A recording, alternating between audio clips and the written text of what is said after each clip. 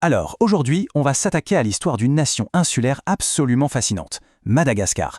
Mais on va le faire d'une manière un peu originale. On va utiliser comme guide l'un des plus vieux récits du monde. Ça peut paraître un peu étrange, c'est vrai, mais les parallèles avec le parcours de ce pays sont assez bluffants. Mais alors, comment c'est possible? Vraiment, comment est-ce que l'histoire de la création, de la chute, du déluge, comment tout ça peut nous éclairer sur les cycles de naissance, de crise et puis de reconstruction de Madagascar? Eh bien, c'est justement la question qui va nous servir de fil rouge. Allez, plongeons ensemble dans ce parallèle. Bon, logiquement, tout commence par le commencement, les origines. Et pour Madagascar, tout comme dans la Genèse, eh bien tout part d'un acte de création. Alors d'un côté, on a le récit biblique qui nous dit que l'homme a été formé, je cite, « de la poussière de la terre », et de l'autre, l'histoire, elle, nous apprend que le peuple malgache est né d'une synthèse vraiment complexe. C'est un mélange fascinant qui s'est fait sur plus de 1000 ans, entre les tout premiers habitants de l'île, les Wazima, et puis les vagues de peuplement qui sont arrivées d'Asie du Sud-Est, les Indo-Mélanésiens, et aussi du continent africain, les Bantous. Au final, on a deux genèses, mais derrière, c'est un peu la même idée, celle d'une naissance à partir d'éléments premiers. Et cette nouvelle humanité, elle va s'installer sur une terre d'une richesse incroyable. Franchement, on pourrait presque imaginer ça comme une sorte de jardin d'Éden, n'est-ce pas? Un monde un peu à part, plein de promesses. Et ce verset de la Genèse, il colle parfaitement à l'image qu'on peut se faire de Madagascar avant l'arrivée massive des Européens. Imaginez un peu, une île avec une biodiversité unique au monde, un écosystème qui se suffit presque à lui-même, bref, le terreau parfait pour qu'une civilisation tout à fait originale puisse s'épanouir. Et justement, la diversité de ce jardin, elle est super bien illustrée par cette mosaïque de royaumes. Parce que, attention, Madagascar, c'était loin d'être un bloc uniforme. Pas du tout.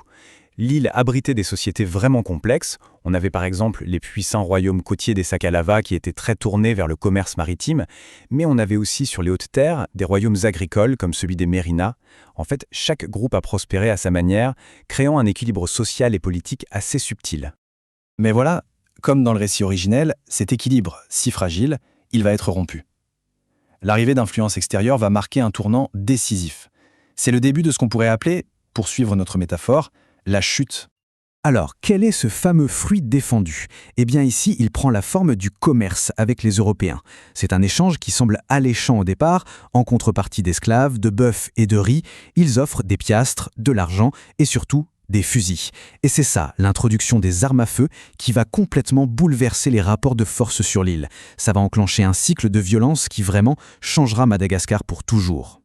Et quand on regarde cette chronologie, on voit bien que c'est une progression inexorable en fait.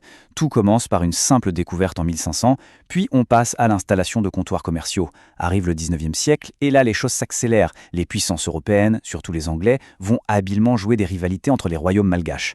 Ils vont reconnaître le royaume Mérina comme leur interlocuteur principal, ce qui va, de fait, accélérer la centralisation du pouvoir. Le processus se termine comment? D'abord par l'installation d'un résident français à Tananarive, et puis c'est l'annexion pure et simple en 1896. Le résultat est sans appel, en presque 4 siècles, l'île a complètement perdu sa souveraineté. La période qui suit cette annexion, elle est malheureusement marquée par une violence intense.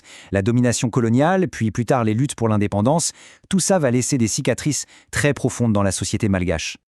Et là encore, notre parallèle biblique est assez frappant. Ce passage de la Genèse, il est dur, c'est vrai, mais il résonne d'une manière incroyablement troublante avec ce que vit Madagascar au XXe siècle. Il décrit un monde où la violence est devenue la norme, une sorte de corruption généralisée. Et cette métaphore, elle devient tragiquement concrète pendant l'insurrection de 1947. La répression menée par les forces coloniales françaises va être d'une brutalité extrême. On parle de plusieurs dizaines de milliers de morts parmi les Malgaches. C'est un véritable traumatisme national, une blessure qui mettra très longtemps à cicatriser. Le pire, c'est que 1947, ce n'est malheureusement pas un événement isolé.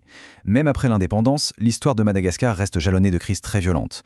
On a des assassinats politiques, comme celui du colonel Ratsimandrava en 1975, on a la répression sanglante des meutes de la faim dans les années 80, et même en 1991, la garde présidentielle qui tire sur des manifestants pacifiques.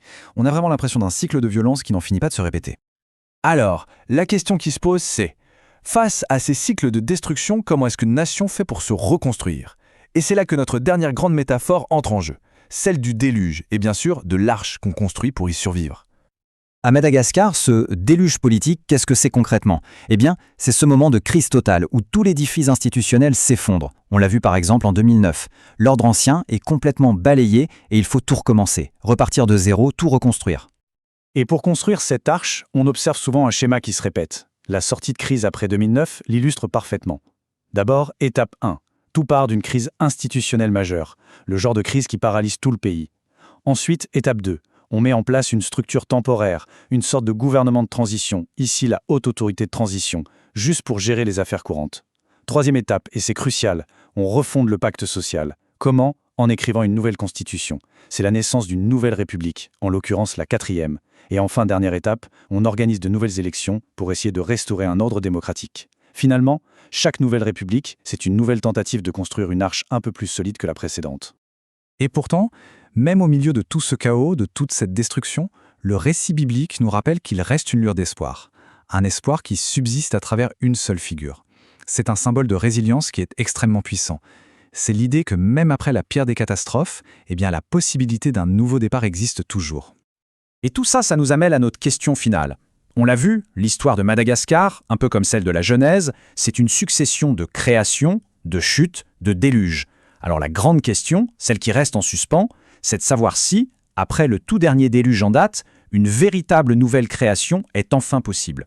C'est une question qui, aujourd'hui encore, reste complètement ouverte.